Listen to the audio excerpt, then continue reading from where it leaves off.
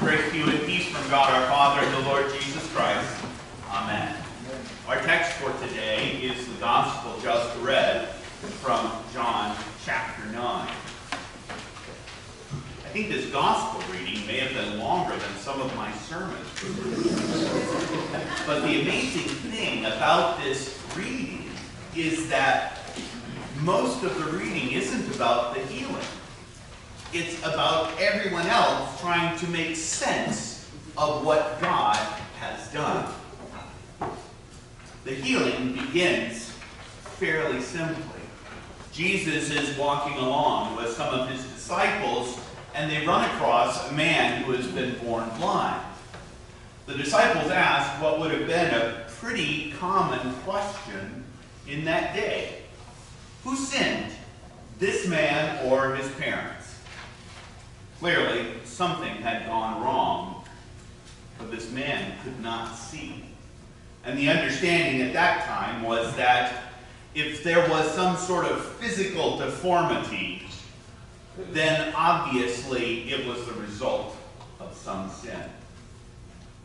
Jesus very quickly cures them of that thought. It was not that this man sinned or his parents. Rather, the glory of God will be revealed among them. Jesus then does this kind of remarkable thing where he takes something very physical, and what could be more physical than mud? He takes this very physical thing, wipes it on the man's eyes, and tells him, go wash off in the pool of Siloam. The man goes and washes off, and lo and behold, he has washed his illness away. A lot of times in the Bible, when we hear stories of blindness, blindness is kind of an image or a picture of unbelief. Think of Paul on the Damascus Road, for instance. After he sees Jesus, he can no longer see at all until Ananias comes and preaches to him. Kind of seems to be the same thing with this blind man. The blind man doesn't say a word before this miracle, this sign that Jesus has done. But after he does it, all the man can say is what Jesus has said and done for him. Now the people, they're confused. They are very confused. These things don't happen. You don't have healings. People who have been born blind don't see again. It doesn't work that way. That would be as crazy as forgiving some woman who had 5 husbands. That would be as crazy as talking about new birth with some Pharisee in the middle of the night. And yet here it is, this blind man who can now see. They even ask him, who did this to you? Like someone had done some sort of violence to him. Who healed you? Whose fault is it that you got better? What? And yet that is exactly how we treat the forgiveness of sins sometimes. And grace. Grace is about what God has done for us in Jesus Christ. Grace is about the reality that Jesus came as a man, died on the cross, and rose again from the dead, so that you who were blind, dead in trespasses and sins, would now see things as they really are.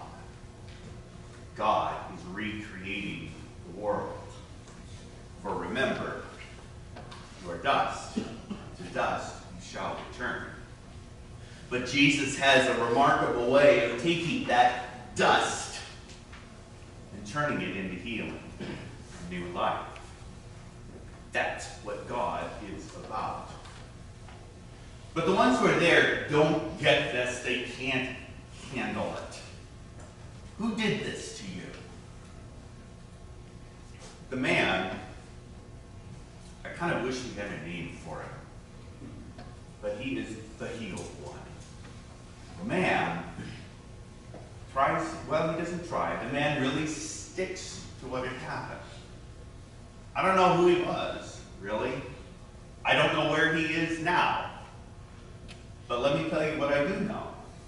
I once was blind. Now I can see. You can sort of hear in those words, that seems like a good thing to me. You too were once blind, but can now see. You can see yourself as one lost in trespasses and sins, but you can see yourself now as one who's been baptized, who has been washed clean, who has been made over anew in Jesus Christ, just like that man who was born blind. But they can't handle it. They are so convinced that this Jesus is the problem that they cannot recognize God's work in their midst. And so they kind of go down the blame game. Well, was it this man's fault? Well, we better talk to his parents and find out what happened. So they talk to his parents, even though this guy's an adult. They talk to his parents to see if they have some answers. Eventually, they come back to the man. And the man is starting to get a little bit exasperated, really. What is the problem here? I was blind. I was dead, as it were. And now Christ has freed me from this. He has healed me.